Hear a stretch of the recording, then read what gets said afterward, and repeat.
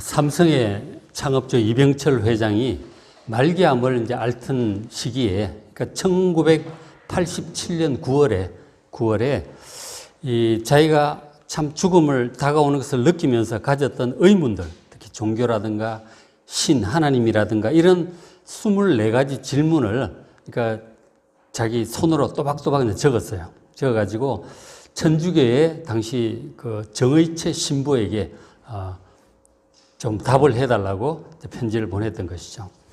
근데 그 편지 보내고 나서 질병이 갑자기 악화가 됐어요. 말기 폐암이었는데 악화가 되어서 결국 답변을 듣지 못하고 2달 만에 임종을 하고 말았습니다. 근데 그 이병철 회장이 가졌던 이런 질문들은 죽음을 앞둔 사람이라면 누구나 정말 진지하게 생각을 하게 되는 것들이죠. 죽은 후에 나는 어떻게 되는 것일까? 천국과 지옥이 진짜로 있는가? 나는 어디로 갈 것인가? 이런 것들. 종교에서 말하는 신이 진짜로 있는가? 이런 생각들을 하게 되죠. 그래서 저도 이제 당분간 앞으로 몇 주간 이병철 회장이 했던 이런 질문에 대해서 답을 좀 찾아보려고 합니다. 결국 우리도 죽음을 맞이하게 될 것이고 이병철 회장과 같은 이런 질문을 우리도 진지하게 하게 될 것이기 때문에 그렇습니다. 이병철 회장의 첫 번째 질문은 이것입니다. 자, 그 위에 전체 이제 써놓은 게 있죠. 이 질문이 있었고, 그 다음에 여기 이제 1번 질문을 이렇게 크게 해놨는데, 신, 하나님의 존재를 어떻게 증명할 수 있나? 한자로 이제 해가지고 해놨어요. 신은 왜 자신의 존재를 똑똑히 드러내 보이지 않는가? 그렇게 질문을 했었어요. 죽음을 앞둔 사람이 신의 존재에 관해서 이런 의문을 갖는 것은 그런 신이 말씀했다고 하는 천국과 지옥이 진짜인가 싶어서일 것입니다. 신이 진짜로 있고 진짜 그런 말씀하셨다면 천국과 지옥은 그대로인 거죠. 그 신이 진짜로 있는가? 확실히 있는가? 그런 의문을 가진 거죠. 천국과 지옥 문제는 나중에 또 나오니까 그때 이제 다시 자세히 생각하기로 하고 오늘은 1번 질문 자체를 좀 같이 생각을 해 보려고 합니다. 만일 하나님이 진짜로 존재한다면 당신의 존재를 누구도 부인할 수 없도록 확실하게 똑똑히 드러내 보인다면 사람들이 하나님을 다 믿고 순종하고 바른 길로 살지 않겠느냐 말이죠. 하나님이 누구나 부인할 수 없을 만큼 확실히 좀 드러내 보여 줬으면 좋겠다. 그런 왜 그렇게 하지 않느냐 그런 질문을 하는 것이죠.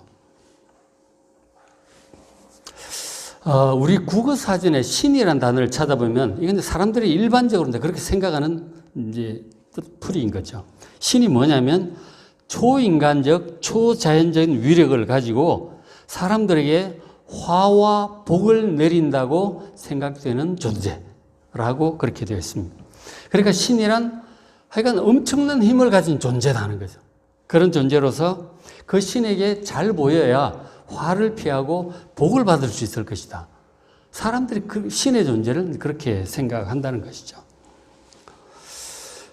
그런데 이게 이제 뭐 우리나라 사람만 그런 것이 아니고 옛날부터 세계 각지의 사람들이 다 이 신의 존재를 느끼고 그리고 생각을 해왔으면 신이란 어떤 존재일까 하고 생각을 해왔죠.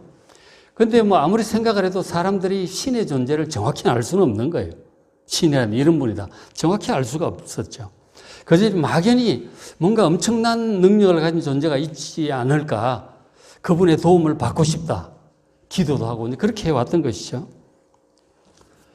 예를 들어서 신이 어떤 존재일까 할 때 캄캄하고 추운 이 겨울밤에 참 춥잖아요. 옛날에 뭐 난방시설도 잘 안 되고 추운데 그렇게 춥던 날이 새벽에 돼서 붉은 태양이 떠오르면 갑자기 싹 밝아지고 따뜻해지기 시작하는 거죠. 그런 걸 보면서 야, 저 태양이 신이 아닐까 그런 생각을 하기도 하고요. 그리고는 태양을 숭배하는 거죠. 저 태양이야말로 신이다. 그 태양에 기도를 하는 거죠. 우리나라도 그러잖아요. 1월 1일 첫 태양 동해바다 정동진에 가서 막 기도하고 그러잖아요. 그런 것들. 그 다음에 태풍같이 엄청난 이 바람도 신이 아닐까 생각하기도 하고, 뜨거운 용암을 내뿜는 화산, 큰 산이 신이라고 생각하기도 하고, 그런가 하면 때때로 산과 마을을 다 태워버리는 불 있죠, 불. 그 자체를 신이라고 여기기도 해요. 그 불을 신으로 여기는 그런 종교들이 있어요. 조라스터교 같은 경우는 진짜 불을 숭상을 해요. 그걸 배화교라고 하죠. 그런가 하면 많은 생명을 자라나게 하는 대지, 땅, 이 자체도 신이 아닐까. 땅이 신이다. 거기서 모든 생명이 나오니까 그렇게 생각을 하기도 했어요. 그래서 이제 우리가 잘 아는 그리스 로마 신화를 보면 해의 신이 있죠. 아폴로가 해의 신이에요. 태양 신입니다. 그리고 달도 신이다. 달 신은 아르테미스예요. 그 바다의 신, 바다가 자체가 신이라고 보는 거죠. 포세이돈. 그리고 땅 자체가 신이다. 가이아. 강력한 자연적인 존재를 신으로 믿고, 그래서 그 자기가 믿고 싶은 것이 능력이 있고 자기에게 도움이 되겠다고 생각하는 그 신에게 기도하는 거죠. 특히 이제 배 타는 선원들 같은 경우는 바다의 신 포세이돈에게 기도를 하곤 했던 것이죠. 그러면서 신의 존재가 전쟁의 신, 전쟁을 이기게 해주는 신, 아테나 여신, 술의 신, 바커스, 디오니수스, 미의 여신, 비너스, 아프로디테, 음악의 신, 뮤즈, 사랑의 신, 큐피트, 이런 거 있잖아요. 많은 신들을 이제 상상을 하는 거죠. 이런 존재가 신이다. 그 신에게 기도를 실제로 하는 거예요. 상을 만들어 놓고 그 앞에 기도하고 예물을 바치고 그렇게 해 왔었습니다. 그런가 하면 우리 조상들은 옥황상제를 섬기기도 하고, 그리고 자녀 잘 낳으려면 삼신 할머니에게 기도를 하죠. 그럼 산신령, 도깨비, 저승사자, 조상신, 다양한 신들을 섬기면서 기도를 해왔던 것이죠. 하여간 신적인 존재를 생각을 하고 기도를 하는 것이었어요.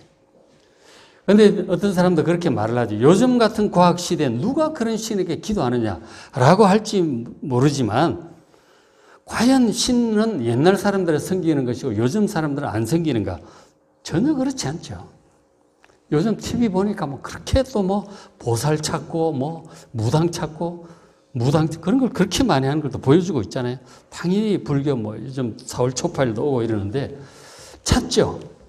사람들이 그렇게 신을 찾는 이유는 자신의 한계를 넘어서는 문제에 부딪히게 될 때 그때 도와달라고 신을 찾게 되는 것이죠. 요즘 사람들이 그런 문제가 없을까요? 여전히 다 있는 것이죠. 여전히 다 그런 문제들을 가지고 있습니다. 그래서 요즘 사람들도 그런 한계 상황에 부딪히면 신적인 존재를 찾아서 기도하고 싶은 간절한 마음이 생기는 것이죠. 그런데 진짜 하나님이, 참 하나님이 어떤 신인지를 잘 모르니까 뭔가 이 효과가 있고 영험하다는 얘기를 들으면 어디든지 가는 거예요. 그래서 어느 절에 부처님한테 기도하면 잘 된다더라. 아니면은 어떤 무당이 어디에 가서 뭐 처녀신을 섬기는 무당이 있다는데 뭐 장비신을 섬기는 무당이 있다는데 그거 가서 용하다더라. 다 가는 거예요. 정치가도 가고 재벌도 가고 갑니다. 그러니까 조상신들은 많이 섬기죠. 특히 우리나라 유교 문화에서 조상에게 기도를 하는 거죠. 부모님, 돌아가신 부모님, 할아버지에게 아니면 그 아주 지위가 높은 조상들 있잖아요. 기도를 하는 거예요. 자, 과연 진짜 하나님은 어떤 분일까요? 진짜 하나님을 우리가 어떻게 알 수 있을까요?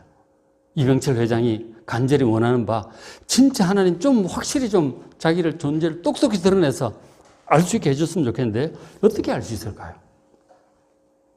그래서 과거에 수많은 이 지혜자들, 철학자들이 하나님에 관해 신에 관해 생각하고 추론하고 토론하고 신은 이런 존재다라고 그런 얘기들을 막 해왔던 거죠.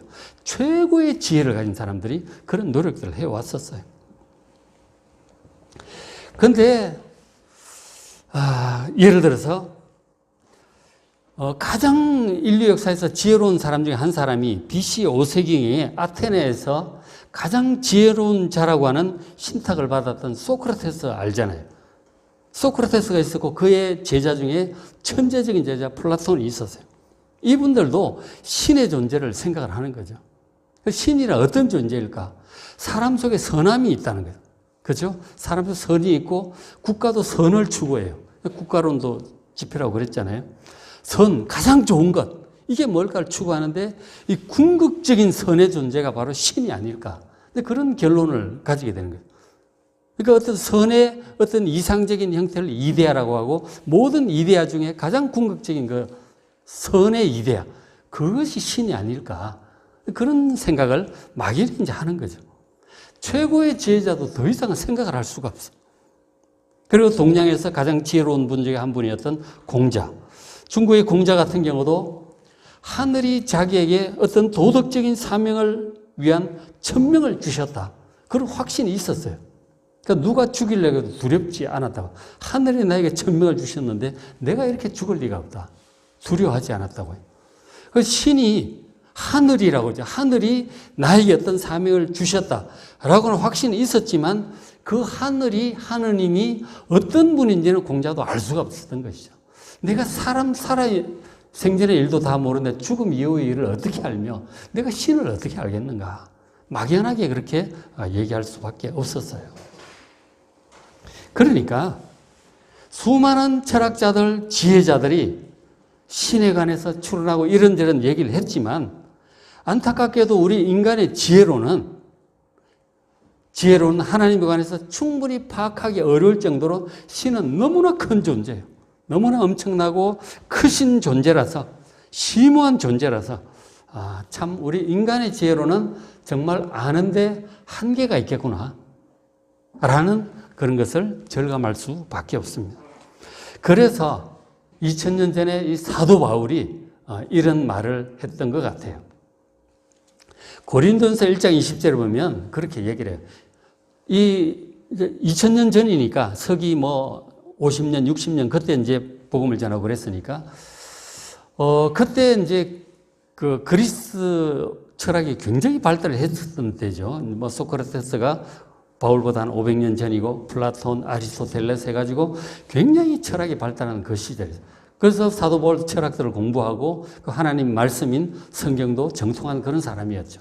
그래서 실제로 그리스의 아테네라든가 고린도 이런 데 가서 복음을 전했고 그리스인들과 대화를 하고 그랬던 사람이죠, 이 바울이. 그래서 그런 얘기를 합니다. 고린도전서 1장 20절에 지혜 있는 자가 어디 있느냐? 세상에 지혜자가 많죠. 선비, 학자가 어디 있느냐? 이 세대 변론가가 어디 있느냐? 하나님께서 이 세상의 지혜를 미련하게 하신 것이 아니냐? 그러면서 21절, 이 세상이 자기 지혜로 하나님을 알지 못함으로 세상에는 모든 지혜자들과 지혜를 다 모아봐도 하나님을 알 수가 없다는 거예요. 인간의 한계죠. 공자도 소크라테스도 마찬가지죠. 알지 못함으로 그럼 어떻게 하나님을 알고 우리가 바른 길, 구원의 길을 갈 것인가에 대해서 바울이 그런 얘기를 하는 거죠. 이 세상이 자기 지혜로 하나님을 알지 못함으로 하나님께서 전도에 미련한 것으로 믿는 자들을 구원하시기를 기뻐하셨도다 하는 거예요. 하나님을 만난 사람들이 하나님 말씀을 전하고 그 전도죠. 그것을 듣고 그렇구나 하고 믿고 받아들인 자들이 구원을 받게 되는 이런 방식으로 하신다는 거예요. 하나님께 자신의 존재를 그렇게 드러내시고 그렇게 뜻을 알리시고 그렇게 사람들을 구원하신다고 사도 바울이 그렇게 말을 해주고 있습니다. 인간의 지혜로 하나님을 알기가 어렵다는 거예요. 그것을 사도 바울이 이런 식으로 말씀을 해주고 있습니다. 그래서 하나님을 아는 방법은 하나님을 만난 사람들이 전해주는 그 말씀을 듣고 믿고 하나님을 만나게 되는 것이라고 지금 그렇게 말씀을 하는 거죠. 그러니까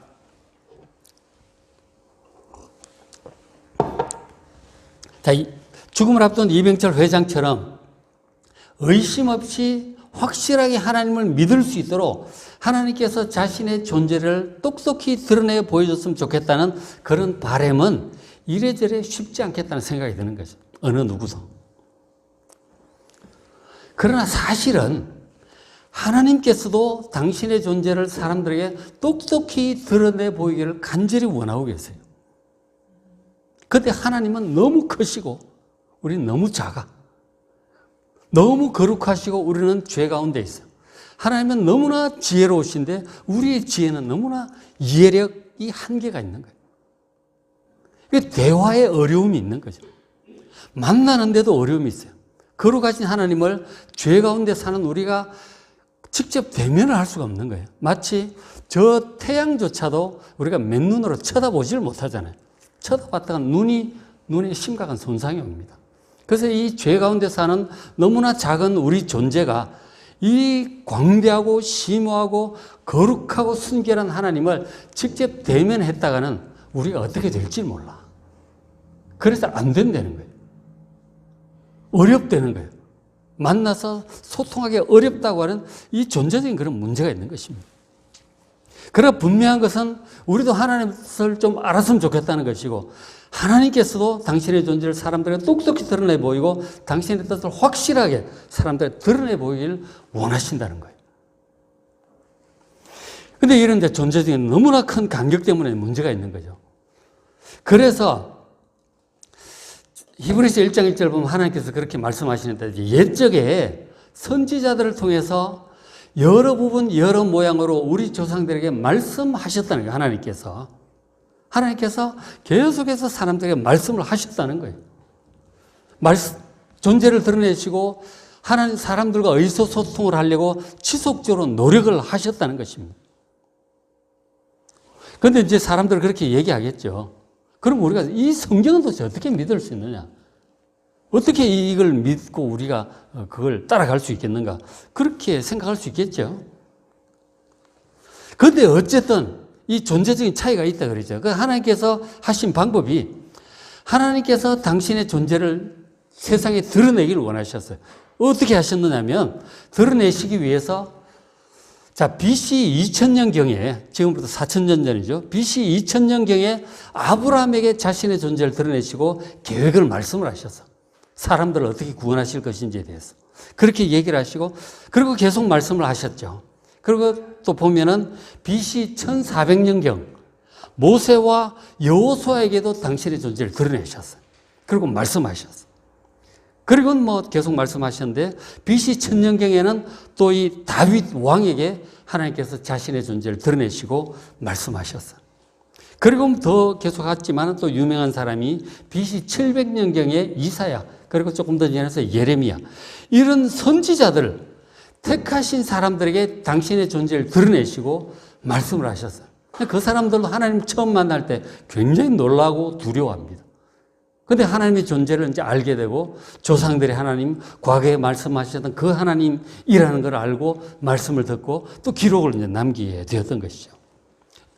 그러니까 하나님께서 과거 역사 속에 택하신 사람들에게 나타나시고 말씀하셨던 내용과 그때 상황, 사건, 그거를 기록을 해서 다 모아놓은 게 성경이에요. 성경은 세상의 다른 책들과 그런 면에서 굉장히 다릅니다. 다른 책들은 사람들의 지혜와 경험을 기록한 거잖아요. 혹은 상상한 것을 기록한 것인데 성경은 창조주 하나님, 참 하나님께서 택하신 사람들에게 자신의 존재를 드러내시고 말씀하셨던 그 사건과 내용, 이거를 다 모아놓은 거란 말이에요. 굉장히 특별한 거예요. 그래서 이 성경보다 하나님을 더 잘 알 수 있는 다른 방법은 없어요. 이것이 하나님께서 당신의 존재와 당신의 뜻을 세상 사람들에게 알리려고 선택하신 방법입니다. 성경이라고 하는 것이. 그렇기 때문에 하나님을 알려면 성경을 보는 것이 최선의 방법임을 다시 한번 말씀드립니다. 우리 같은 인간적인 지혜와 추론으로 뭐 이런저런 얘기를 할 수가 있겠죠. 뭐 옛날 중세 철학자들이 한 것 중에 제1원인 그런 것도 있잖아요. 모든 것이 움직이고 뭐 있는 존재하는데 그것이 있게 된 그 앞에 원인이 있는 거죠. 내를 낳게 한 부모가 있고 그 위에 뭐 할아버지가 있고 있잖아요. 뭐 진화론자들도 그런 얘기를 하지만 그 철학자들이 볼 때 모든 것이 존재하고 움직이는데 그것이 존재하게 된 그 위에 따라가면 궁극적인 존재가 있을 수밖에 없다. 지금 과학에서는 빅뱅이라고 그냥 막연하게 얘기를 하는 거죠. 궁극적인 을. 그러나 이 궁극적인 이 기기묘묘하고 합리적이고 이성적이고 논리에 합당한 이 세상 존재를 있게 한 첫 원인, 그분이 신이다, 하나님이다. 뭐 그런 얘기도 하죠. 근데 그것도 이제 막연한 거죠. 그럼 있긴 있나 보다 뭐 그런 생각을 하지만 그 신이 어떤 존재인지 우리하고 무슨 관계가 있는지 그런 건 전혀 알 수가 없는 거죠. 그런 추론 가지고서는. 그러니까 인간적인 지혜로 하나님을 아무리 추론해봤자 있지 않을까, 뭐 있겠다, 그 정도밖에 안 되는 거죠. 가장 지혜로운 철학자 중에 한 명, 임마누엘 칸트도 정말 이해하기 어려운 것 중에 하나가 모든 사람 마음속에 양심이었다고. 양심의 존재, 판단력 비평에 이제 그런 내용이 나오는 거죠. 어떻게 이런 것이 있을 수 있나? 이게 신이 없고는 될 수가 없겠다. 그렇게 신의 존재를 생각하는 거죠. 그러니까 신의 존재하겠다라는 어렴풋한 것밖에 안 되는 거죠. 어렴풋한 것밖에 안 돼요.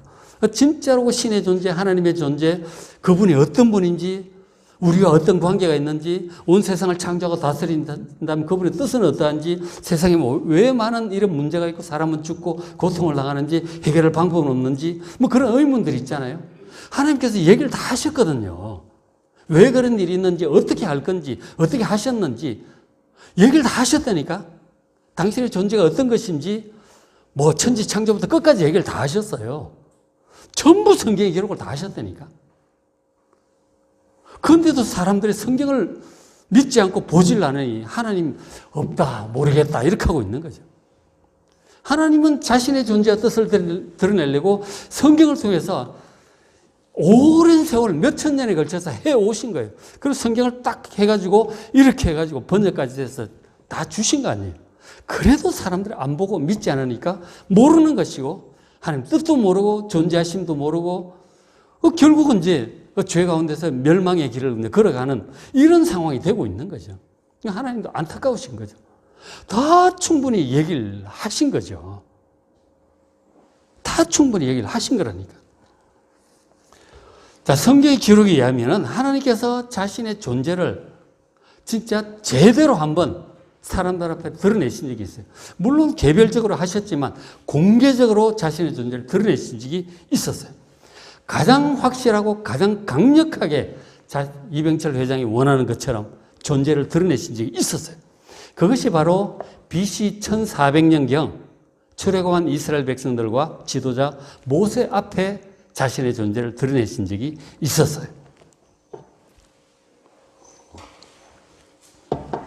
그거를 잠깐 말씀드리려고 합니다. 자, 출애굽기 19장 18절이 있는데 이것은 이제 애굽에서 탈출을 해서 BC 1400년경에 기적 같은 능력으로 뭐 10가지 재앙 이래가지고 홍해바다 가르고 이렇게 탈출을 했거든요. 탈출을 해가지고 약속한 장소인 시내산으로 이제 부르셨어요.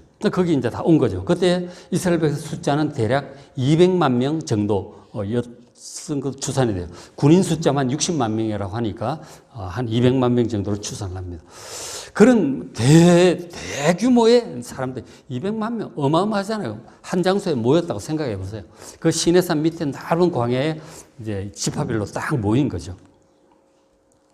그래서 하나님께서 이제 내가 너희 앞에 친히 내 존재를 드러내고 강림할 테니 목욕을 하고 3일 동안 나를 만날 준비를 하라고 하셨어요. 목욕하고 옷 빨고 다 준비를 하라고 하셨어요.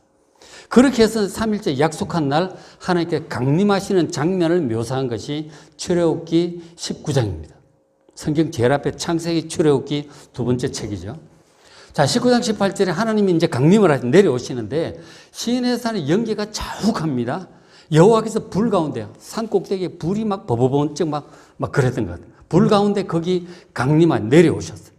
그 연기가 옹기가마 연기, 이게 이제 가마 이런 거 떼고 할 때 도자기 만들고 할 때 불 엄청 떼잖아요. 시커멓게 막 엄청 뜨겁게 그렇게 떼죠. 같이 이제 막 연기들이 떠오르고 그리고 온 산이 막 진동이 나는 거죠. 산이 지진 같은 것이 난 거죠. 그리고 나팔 소리 같은 소리가 막 들려요. 그래서 이제 하나님 내려오시죠. 산 위로 내려오셨는데 모세가 산 밑에서 말을 하니까 하나님께서 산 위에서 직접 대답을 하시는 거죠. 그 대화를 온 백성이 다 듣게 되는 그런 공개적인 장면이었던 것이죠. 그리고는 이제 하나님께서 그 위에서 공중에 직접 하신 말씀이 뭐냐면 십계명이었어요. 공중에 직접 말씀을 하셨다니까, 백성들에게. 너희는 내 앞에 다른 신들을 두지 말라. 우상을 만들려. 살인하지 말라. 간음하지 말라. 도적질하지 말라. 쫙 십계명을 얘기를 하신 거죠. 그러니까 하나님의 음성을 직접 들으니까 백성들이 굉장히 두려워집니다. 이게 이제 하나님 말씀이 우리 심장 깊숙이 들어오는 거예요. 그런 말씀하실 때 자기가 지은 죄들이 아마 다 떠올랐을 것이라고 짐작이 돼요. 하나님 앞에 자신의 존재가 벌거벗은 것처럼 그대로 이제 다 드러나게 된 거죠. 하나님 말씀을 듣는 순간 백성들이 반응이 그랬던 것이죠. 그래서 이제 하나님께서 십계명까지 쫙 선포하신 다음에 백성들의 반응이 이랬어요. 20장 18절, 그 20장 앞부분이 이제 십계명 내용이죠. 뭇 백성이, 200만 백성이 우레와 번개와 나팔소리 살의 연기를 직접 보았죠. 그들이 볼 때 떨며 멀리 서서 모세에게 말씀합니다. 당신이 우리에게 말씀하소서. 우리가 들으리이다. 하나님이 우리에게 말씀하시지 말게 하소서. 우리가 죽을까 하나이다. 하나님의 음성을 들으니까 너무 두려운 거예요. 죽을 것 같아가지고 더 이상 하나님을 쳐다보기도 두렵고 하나님의 음성을 듣기도 너무 두려운 거예요. 그러니까 뭐냐면 하나님께서 당신의 존재를 똑똑히 드러내 보이시면 우리는 두려워서 앞에 있을 수가 없는 거죠. 그러니까 하나님의 존재와 우리 존재가 이렇게 이제 엄청 큰 현격한 차이가 나니까 이병철 회장이 하나님의 존재를 똑똑히 드러내 보여달라고 하지만 드러내면 정작 이렇게 되는 거예요. 감당이 안 된다니까 우리가. 그래서 원하는 것처럼 그렇게 똑똑히 드러내 보여줄 수가 없어. 우리가 죽을 수도 있어. 그래서 못 하시는 거라니까요. 그것을 여러분들은 아셔야 되는 거죠. 그리고 이제 백성들이 이렇게 두려워할 줄 아시면서도 하나님께서 자신의 존재를 이렇게 본격적으로 한번 드러내신 이유가 있어요. 20장 20절에 모세가 백성에게 이르되 두려워하지 말라 하고 하나님이 임하시면 너희를 시험하고 너희로 경유하여 범죄하지 않게 하려 하심이라. 그러니까 하나님 두려운 것을 정말 뼛속 깊이 새기고 하나님 존재를 기억하고 십계명 잘 기억하고 하나님 말씀 어기지 않도록 멋대로 살지 말고 하나님 말씀에 귀를 잘 기울이고 말씀에 순종해서 바른 길을 가도록 그렇게 하기 위해서 하나님께 대한 두려움을 좀 가지라고 자신의 존재를 드러내신 거예요. 죽지 않을 만큼만. 너무 길게 얘기하면 또 안 되니까 딱 이제 십계명 부분만 그렇게 얘기를 하셨던 것이죠. 그리고 이제 또 하나 우리가 짐작을 할 수 있죠. 자신의 존재를 드러낸 것이 이렇게 이병철 회장처럼 자신의 존재를 좀 똑똑히 드러내 보여주시면 믿겠다. 이런 사람들 굉장히 많잖아요. 향후에 있을 이런 사람들. 그러면 똑똑히 보여주면 믿겠다고 할 그 많은 사람들을 위해서 본격적으로 200만 이스라엘 백성들 앞에서 자신의 존재를 확실하게 드러내 보여주셨던 것이죠. 드러내 보여주면 어떻게 되는지를 한번 경험을 시켜주신 것이죠. 그 내용을 모세가 이렇게 기록을 남긴 거예요. 그러니까 하나님께서 자기 존재를 드러내기 위해서 개별적으로 이렇게 많이 하시는데 공개적으로 이렇게 한번 하신 거죠. 아예 대놓고 이렇게 하신 거라니까. 막상 하니까 이렇게 되는 거죠. 혹시 여러분 중에 하나님의 존재를 한번 직접 좀 보거나 그 음성을 좀 직접 들었으면 좋겠다고 생각하는 분들은 바로 이 출애굽기 19장 20장 부분을 성경에서 꼭 한번 찾아서 읽어보시길 바랍니다. 이 과거의 경험을 참고를 하셔야 되는 거죠. 그래서 이제 신명기 조금 뒤에 출애굽기, 레위기, 민수기, 신명기 18장에 보면 이런 말씀을 하세요. 다시는 내 하나님 여호와의 음성을 듣지 않게 하시고 보지 않게 하소서. 내가 죽을까 하나이다. 요거는 이제 신명기는 출애굽기보다 40년 후에 쓴 기록이기 때문에 40년 전의 기록을 이제 기억을 하는 거죠. 그때 백성들이 이런 얘기를 한 거죠. 다시는 하나님의 음성을 듣지 않고 보지 않도록 해달라고. 죽을까 두려워하는 그런 얘기를 너희들 그때 하지 않았느냐. 그래서 17절에 여호와께서 내게 모세에게 그렇게 말씀을 하신 거죠. 그들의 말이 옳다. 백성들의 말이 옳다. 날 두려워하는 것이 옳다. 더 이상 직접 못 듣겠다. 하나님 직접 뵙다간 죽을 것 같다. 다시는 이렇게 하나님이 직접 말씀하시지 않도록 좀 당신이 가서 그렇게 전해주시고 당신이 말씀도 우리에게 전해달라고 그렇게 부탁을 한 거죠. 200만 백성들이. 그래서 하나님께서 옳다. 그래, 내가 이해한다. 18절 그래서 내가 그들의 형제 중에서 하나님의 백성들 중에서 너와 같은 선지자나, 지금은 모세가 선지자고, 그리고 앞으로 모세가 죽을 거 아니에요. 죽으면 그 다음에 모세 같은 선지자를 하나님께서 택하여 세우겠다는 거죠. 선지자는 다른 말로 예언자라고도 하죠. 이것은 뭐 미래를 알아맞힌다 이런 뜻이 아니고 받들 예자 해서 예언자예요. 하나님 말씀을 받아서 전하는 사람 이런 뜻입니다. 물론 그 내용 속에 미래에 관한 하나님의 계획이 포함되어 있기 때문에 또 뭐 좁은 의미에서 예언, 선지자라고 말할 수도 있죠. 어쨌든 하나님의 말씀을 받아서 전하는 사람, 그 사람이 선지자고 예언자입니다. 모세가 그런 선지자인 것이죠. 그들을 위해 일으키고 내 말을 그 입에 두겠다. 하나님께서 사람들에게 할 말을 선지자에게 주시겠다는 거죠. 그래서 내가 그에게 명령하는 것, 선지자에게 명령하는 것, 그가 무리에게 다 말하게 될 것이다. 그러니까 뭐냐면 하나님께서 사람들과 소통하는 방법을 지금 정해주신 거죠. 직접 해보니까 너무 두려운 거죠. 그러니까 충분히 얘기할 수가 없는 거예요. 하나님께서 할 말이 굉장히 많으신데, 해야 될 말씀이 많으신데, 사람들이 십계명만 듣고도 까무러치기 직전이니까 할 수가 없는 거예요. 택한 사람들을 훈련시켜서 하나님과 익숙하게 만들고, 그리고 그에게 말씀을 하시겠다는 거예요. 그 실제로 이제 십계명 말씀하시고, 십계명 가지고는 부족하잖아요. 거기에 대한 좀 더 자세한 내용들을 하나님께서 모세를 산으로 올라오라 그래가지고 말씀을 해주세요. 십계명에 대한 자세한 좀 더 보충 규정, 해설 규정이라고 할 수 있죠. 그렇게 출애굽기 21장, 22장, 23장 그 언약서라고 해요. 그걸 신학자들은 그거를 이제 또 따로 주시고, 그리고는 하나님과 언약을 맺죠. 오직 하나님만 섬기고 하나님 말씀에 순종하며 살겠습니다. 그 하나님께서는 구원의 길로 인도하시겠다고 언약을 하셨죠. 그게 이제 구약인 것이죠. 그래서 하나님과 약속이 다 하는 거죠. 여기를 보면 하나님께서 사람들과 소통하는 방법을 이렇게 정해 주신 거예요. 택하신 선지자를 세우고 그를 통해서 말씀하시겠다. 그걸 계속 하셨어요. 아까 말씀드렸듯이 모세가 죽고 여호수아를 통해서 말씀하셔서 그 내용이 여호수아서에 있고, 그리고 그 이후에 사사들을 통해서 말씀하시고 그 내용이 사사기에 있죠. 그리고 나중에 사무엘 통해 말씀하시고 사무엘 상하가 있죠. 그리고 다윗을 통해서 말씀하시고 시편들이 기록이 됩니다. 그리고 최고의 지혜자 솔로몬을 통해서 지혜를 주셔서 잠언을 기록하게 하시죠. 그리고 이사야 같은 엘리사 같은 선지자, 이사야, 예레미야 같은 선지자 하나님의 말씀을 많이 듣습니다. 역사의 격동기였기 때문에 BC 600년경.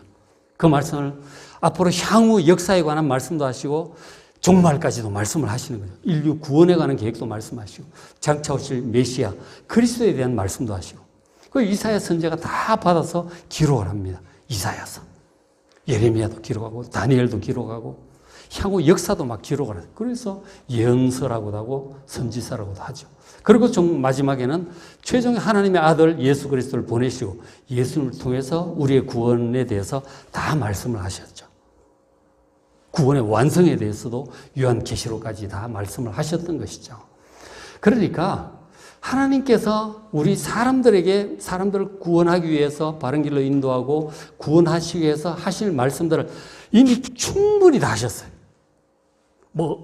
너무나 분명하게 하셨고, 그것을 사람들이 입에서 입으로 전하면 헷갈리니까 문자로 기록을 하게 하셨어요. 다 하셨다니까요. 이게 성경이에요. 그러니까 하나님을 알고 하나님의 뜻을 알려면 성경 외에는 없어요. 막연한 추론밖에 안 돼. 그래 갖고는 안 되잖아요. 그랬구나. 될 일이 아닌 거죠. 하나님께서 이렇게 하셨어요.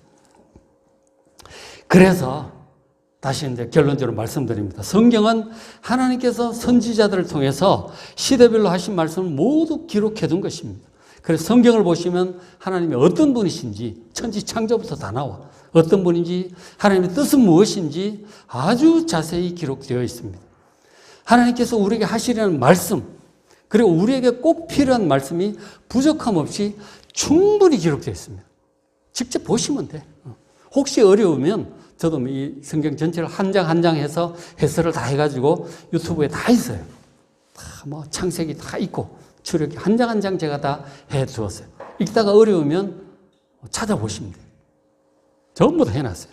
한 5년, 4년 반에 걸쳐서 제가 다 해서 올려놨어요. 직접 보시길 바랍니다. 성경을.